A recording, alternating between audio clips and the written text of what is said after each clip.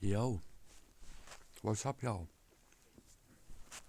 Sorry, I'm eating a donut right now, but welcome back to another video. I think it's gonna be the 80th video on this channel, right? Nope, never mind. Anyway, we're reacting to Chilling Scares, 4 innocent-looking videos with disturbing backstories. Let's get it. December 29, 1986, NBC7 San Diego aired a segment on highway safety offering tips on what to do in case your car breaks down. If your car should become disabled, the rule of thumb is stay inside. There are signs you can get to put on the back window to summon for help. If strangers should offer assistance, tell them to call police or the CHP. Just stay in the vehicle, lock all the doors, turn on the emergency flashers, and wait for help to come. Even if you have to wait all night, it's better to be in the safety of your vehicle and spend the night than to try to walk and get assistance. The segment also featured a ride-along interview with California Highway Patrol Officer Craig Pyre, who emphasized the dangers of leaving your car and blindly trusting others. Anything could happen. Being a female, you can be robbed if you're a male, all the way to where you could be killed. Once you get in that other person's car, you're at their mercy. This broadcast concluded with That's an interview fair. with a driver who ran out of gas. He had pulled over on the highway and set out on foot to find a nearby gas station. The bottom line, though, is that preventing all this trouble is easy. Be sure your car works, and as simple as it sounds, be sure you've got gas.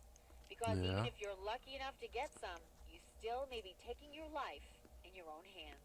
Do you realize how dangerous it is? Yes, I realize. In fact, I was putting the gas in, and a 18-wheeler came by and almost blew me away. Truthfully. However, what seemed like an innocent public service announcement was, in reality, aired in response to a horrific crime that took place in San Diego just 2 days prior. Whoa. The victim of this crime was Kara Knott, a 20-year-old honors student at San Diego So these dumbasses didn't come with this video up before they let that happen? Alright. State University. She spent Christmas Day with her family celebrating the occasion and opening presents. After dinner, she made plans to spend the next couple of days with her boyfriend, Wayne Bautista.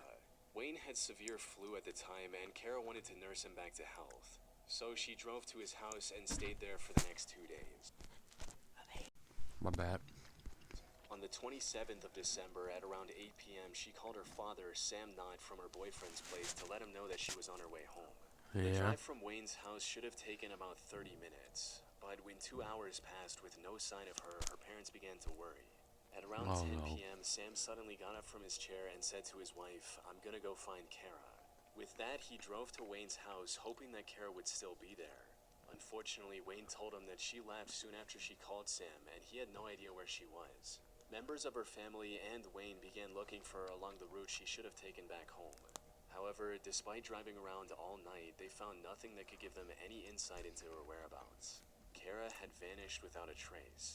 That is until 5:15 a.m. when the family finds her dead body under a bridge.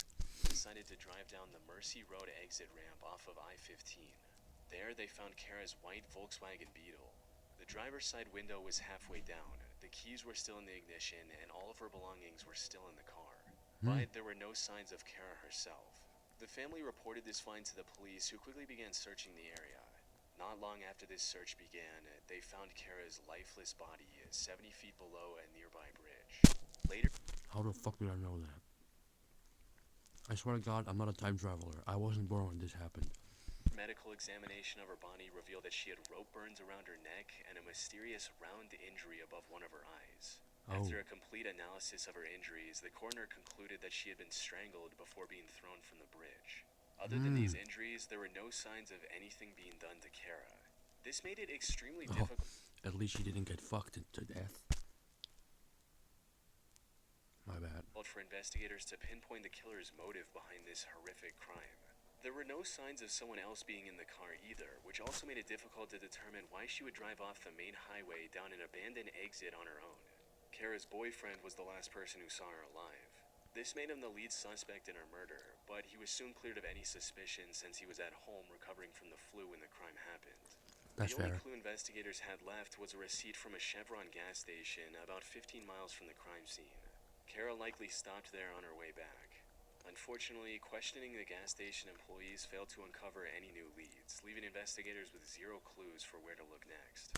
Without any other options, investigators turned to the media and broadcasted Kara's disappearance in as many places as they could, asking the public for any useful information. This also included the segment on highway safety with Officer Craig Pyre. Luckily, after these segments aired on TV, the Associated Hotline quickly received over 24 calls from women. However, instead of providing any information about Kara, these calls uncovered a far more shocking truth. They said that a patrol officer had pulled them over in the past and told them to drive down the same deserted Mercy Road exit. According to these women, this officer kept them there for hours and would even sometimes get in their passenger seats. The officer they were talking about was 36-year-old Craig Pyre, the same man who was preaching on TV about how to stay safe on the highway. Craig tried to disprove these allegations with his logbook, which showed that he... No, he did it? Dog, why would you... No, that's weird, bro. was writing a ticket at the time miles away from the crime scene. However, his logbook had clear eraser marks in that slot. 1 week after the incident, the San Diego Police Department began a formal investigation with Craig as the lead suspect. And it didn't take long for them to find mountains of evidence that proved his involvement. While searching his car, investigators found a yellow rope, which was just as thick as the marks on Kara's neck. They also found his flashlight, which matched the wound above Kara's eye. However, the piece of evidence that sealed the deal was a golden fiber investigators found on Kara's sweatshirt. Forensic analysis of this fiber revealed that it was identical to the gold fibers in the patch on Craig's uniform. By this point, it was clear Craig was the one responsible for this crime. However, he remained adamant that he was innocent. But all the evidence and the testimonies from over 24 women allowed investigators to piece together what might have happened that night. As the story goes, Craig saw Kara driving alone and decided to pull her over down the Mercy Road exit, just like he had done with dozens of women before. Yeah. However, instead of going along with him, Kara decided to fight back and maybe even threatened to file a complaint against him. That's when he lost control and hit her with the flashlight in his hand. Upon realizing what he had done, Craig now had two choices. Let Kara go and risk ruining his career, or make sure she never talks to anyone again. Craig chose the second option. After strangling her with a rope, he put her on his car's hood, drove up the bridge, and threw her off the side. On January 16, 1987, Craig was arrested from his home and later sentenced to 25 years to life in prison. Okay. He's since applied for parole twice, but was rejected both times and is still behind bars. It's still crazy to think that Kara's case might have gone unsolved if Craig hadn't agreed to do this now haunting video interview. An interview he did where just days before, he had committed the murder of Kara Nod. That's why he knew so good. Oh my god, no free promo. Alright. On June 2nd, 2016, a woman named Christina Kellen posted this video of her pet parrot talking like a human.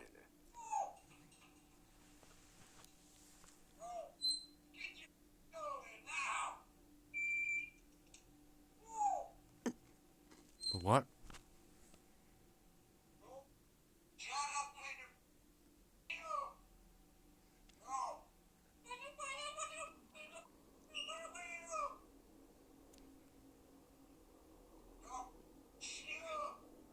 On most other occasions, people will look at a video like this, think it's cute or interesting, and move on with their lives. But in this case, the video of a talking parrot became the key to solving a murder, one that baffled investigators for over a year. On May 12, 2015, at around 7:30 a.m., a woman named Connie Ree heard gunshot sounds from her neighbor's house across the street in Sand Lake, Michigan. Oh. But she didn't pay much attention to it, since the neighbor, 46-year-old Marty Durham, regularly hunted in the area. Oh. Connie... I already thought, like, what do you fucking mean? Huh? Excuse me? What? And her husband Keith were close friends with Marty and his wife Glenn, and were familiar with the couple's habits. However, later that day, Keith notified Connie and told her that Marty wasn't answering his phone calls or text messages. So after finishing her work, Connie went out to the Durham house to investigate. The doors were locked and no one answered when she knocked. She assumed the couple wasn't home and went back to her house. But when an entire day passed without any word from Marty or Glenn, Connie became concerned and decided to check on them again. This time, she noticed that one of the doors was unlocked and went inside. At first, she found the living room, which was a complete mess. Oh. It looked like the place had just been robbed. However, nothing could have prepared Connie for what she came across next. As she entered the master bedroom, she saw both Marty and Glenn lying on the floor, covered in blood. She immediately ran out. Oh, so the guy took the gun from him, and then killed his wife and him with it. Oh, nah. Stay safe out there, bro. Outside and called for help. A group of firefighters was already nearby and rushed to the scene. After taking note of the situation, the first responders pronounced that both Marty and Glenn were already dead. Both had bullet wounds on their bodies, and judging from the state of the rest of the house, it looked like a robbery gone wrong. Yeah. But before they could begin investigating who the supposed robber was, something completely unexpected happened. About an hour after the initial report, a police officer who was on the scene noticed that Glenn looked like she was breathing. He walked up to her to check for a pulse, and that's when she opened her eyes and sat up straight despite having a bullet wound behind her ear. Nah, bro, I would have been, my soul would have left my body if I was just checking, and then out of nowhere, oh shit, I would have just shot her again, bro, out of scaredness, like, oh my god, a zombie. Nah, sorry, I don't mean any disrespect, sorry. She was taken to the hospital for treatment. Miraculously, her wound wasn't lethal, resulting in her surviving the incident. Wow. Marty, however, wasn't as fortunate. Wow. He was shot 5 different times and didn't make it. Why 5? That's so unnecessary, man. Just shoot once and he's already gone. You don't have to kill him. Back at their house, investigators found a Ruger new model revolver under a couch in the living room. A revolver? They also found several cartridges and 1 unused bullet for this revolver on the couple's bed. Investigators believed that this was the weapon used to shoot both Marty and Glenn. But they didn't find anything that could help them locate the supposed intruder. Without any other options, the police began investigating Marty and Glenn in hopes of finding potential leads.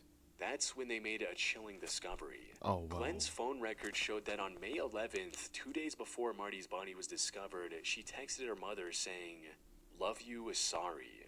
Seconds after sending this text, Glenn's phone accessed a web page titled Ruger New Model Single 6 Single Action Revolver. This is the last thing I expected. I thought maybe the man did it, but she did it? Was the same gun that was found in their home. After a more thorough search, investigators also found 3 letters written in Glenn's handwriting that were addressed to her children. Similar to the text she sent to her mother, these letters also contained apologies of sorts. When Glenn finally recovered enough to talk in October of 2016, investigators asked about everything they found. Glenn, however, completely denied ever searching anything about a revolver online, and the evidence is right in front of your fucking face. What do you think? said that she had written the letters a long time ago. When asked about Marty, she claimed that she didn't remember anything relating to his death. At this point, Glenn was the #1 suspect. Fair. However, investigators didn't find any solid evidence they could use to bring her in for a proper questioning or make an arrest. After all, it was still possible that the incident was caused by an intruder, especially since Glenn was shot as well.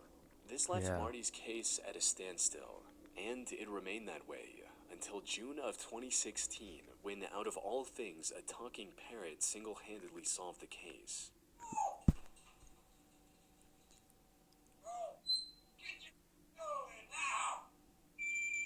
You see, the African gray parrot in this video was named Bud, who originally belonged to Marty.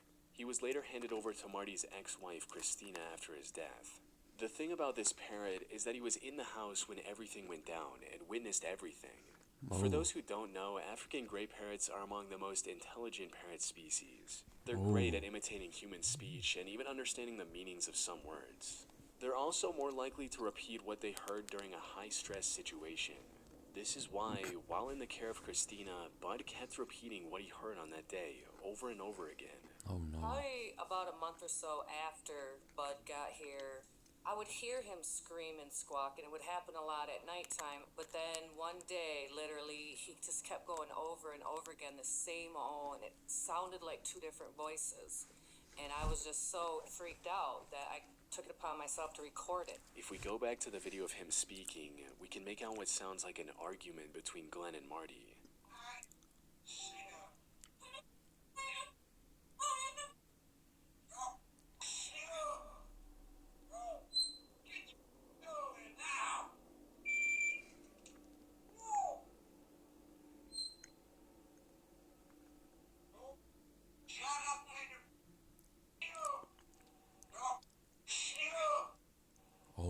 Put simply, there was no intruder.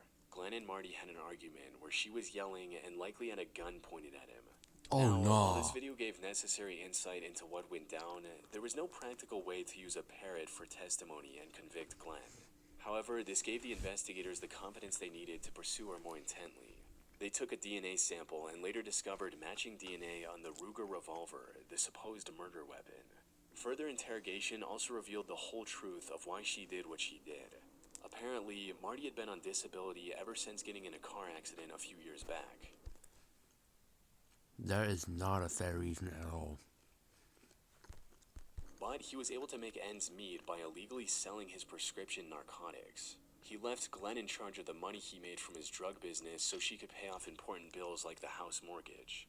Glenn, however, wasted much of this money on gambling and kept the line. Of course he did. But I mean, why would she?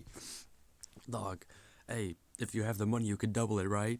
Lying to Marty about the mortgage payments. Marty eventually learned the truth when the bank announced that it would foreclose the house on May 12th, 2015. Fucking the same day Glenn shot him to death.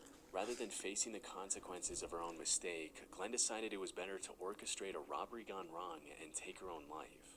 In the end, Glenn was arrested on the 24th of June, 2016. Look at this. This is her fate of a bitch.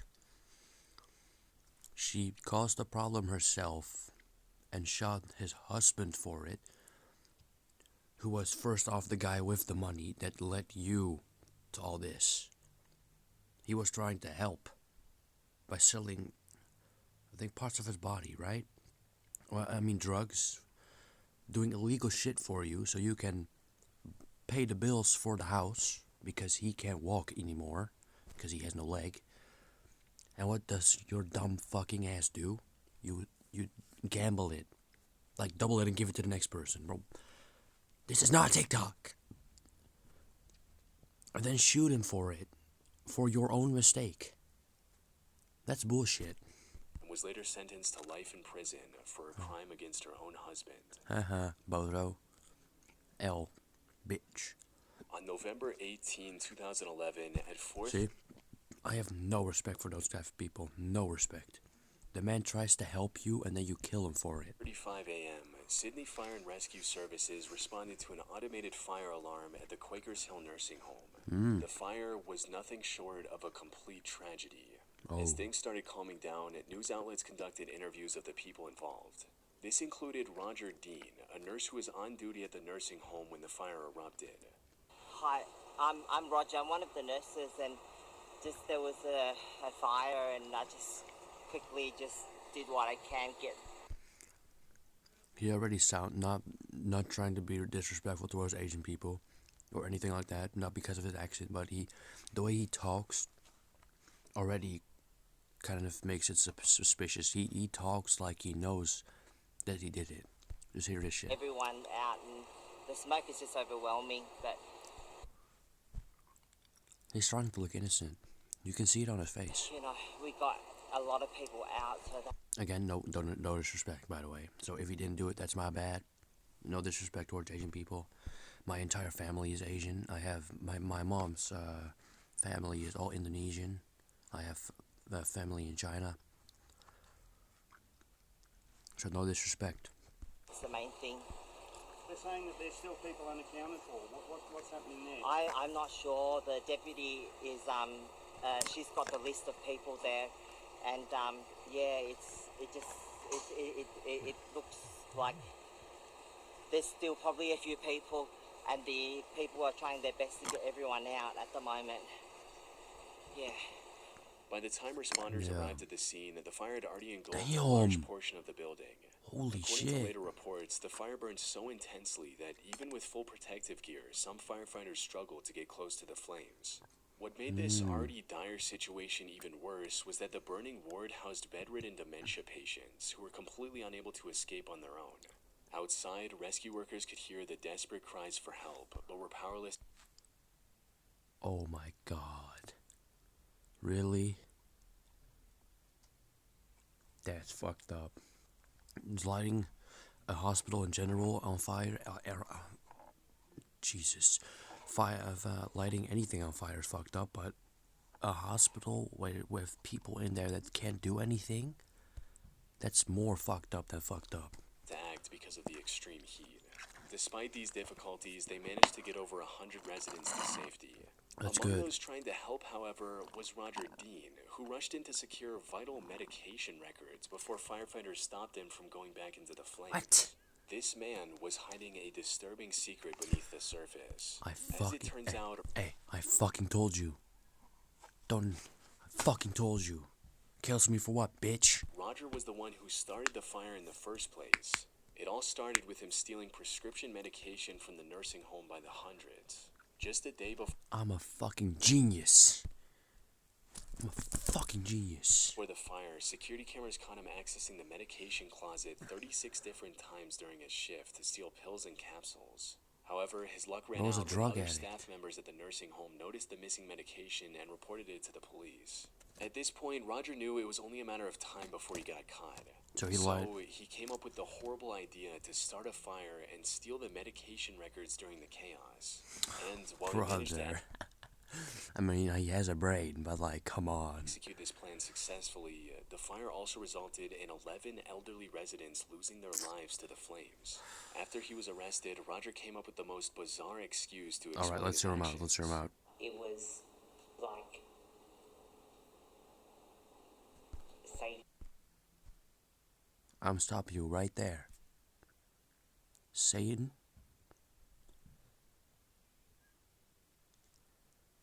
Who does he think he is, dog? I mean, you're certainly going to hell if you die, but what the fuck does he have to do with this? Satan isn't real. He's not on Earth. He's in hell. If you're lucky, you won't even meet him ever, even in the afterlife. So I don't know what he's gonna do to you on Earth, but saying to me that it's the right thing to do. In actual the right thing to do, to steal pills and become a drug addict. To fuck up your entire career, fuck up your entire life. Basically fuck up everything. Never be able to speak to your family again. I'll never get respect to your name ever again. Never having to work ever again. Never seeing the daylight ever again. Yeah, that's the right thing to do for sure. there was no Satan or demon telling him to start Of course the fire in not. the nursing home. He was just a prescription meds junkie who committed a horrendous crime Exactly. while trying to cover his tracks. Later investigation even uncovered footage of him admiring his handiwork on the morning of the But like him, yeah, bro is just proud of himself, bro. Look at this guy, bro. fire. The seemingly innocent video of him being interviewed now carries a much more disturbing Yeah, tone. horrible. He stood trial in the dumbass. Supreme Court in May 2013 and was given a life sentence without the possibility of parole Good. for 11 counts Keep of him in murder. there forever. Dumbass. Never, ever get him On out May of there. 16, 1992, Mexican singer-songwriter Chelino Sanchez gave one of his best performances to date. Nice. Alright. He performed many of his popular songs before ending the concert in spectacular fashion. The fans loved every second of it. That's good. Little did they know at the time, this was going to be the last time they would ever see him perform. Oh, hell no. And it all tied back to the origin of Chelino's music. You see, Chelino was born in 1960 in a very poor farming region in Sinaloa, Mexico. Even worse Yeah. than poverty, Chelino's village was marked by rampant inequality, where a few rich and powerful men had the power to do whatever they wanted.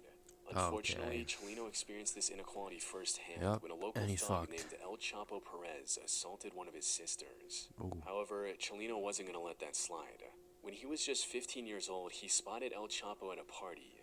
And without a second thought, Chelino went up to El Chapo, drew his gun, and killed him at point-blank range. But Why? since El Chapo was a well-connected man, killing him forced Chelino to flee to Tijuana before crossing the border into the U.S. After establishing a foothold in America, Chelino went into business with his brother in Mexico, smuggling Mexicans into the U.S. However, this operation came to an end in 1984 when his brother was killed in a hotel in Tijuana. Oh. This inspired Chelino to write a song commemorating his brother, but he did so in the most unconventional way.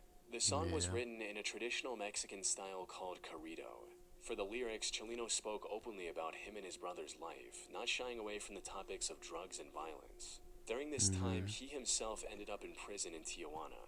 There, other inmates loved his unique style of music, causing it to spread across the Mexican underworld by the time he got out. It also gained a new name called Narco Corrido. After getting out of prison, Nice, Chelino man. kept working on his Happy now, music and quickly became dumbass. one of the biggest stars of his era. By 1991, he was selling out arenas for his tour. However, given the genre of his music, he never managed to escape the violence he once came from. During one of his concerts in January of 1992, someone ran onto the stage with a gun. Instead of running to safety, Chelino decided to draw his own gun and engage in a shootout. This resulted in the On death of the stage? That's assailant, as well as crazy. 10 people in the crowd getting injured. Chelino also got shot but managed to survive. However, his luck was about to run out. About 5 months later, Chelino performed in Culiacan, Mexico, delivering what would later be remembered as one of his best performances. And as we mentioned earlier, also his last. During the concert, someone came up to him and handed him a mysterious note.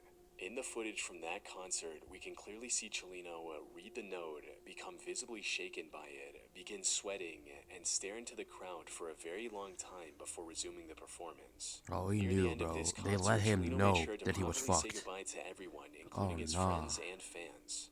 Shortly after the concert ended, Chelino was kidnapped and executed with a bullet to the back of his head. The note he received on stage essentially said something along the lines of, "We're going to kill you after this performance." Chelino knew the threat was real, and that this performance we see in the video would be his last one. Unfortunately, the identities of the killers were never uncovered, and it's unlikely they ever will be in the future. That's horrible. I mean, if we're being honest, he shouldn't have been affiliated with all those types of shit in the first place. But, like, I get it, though.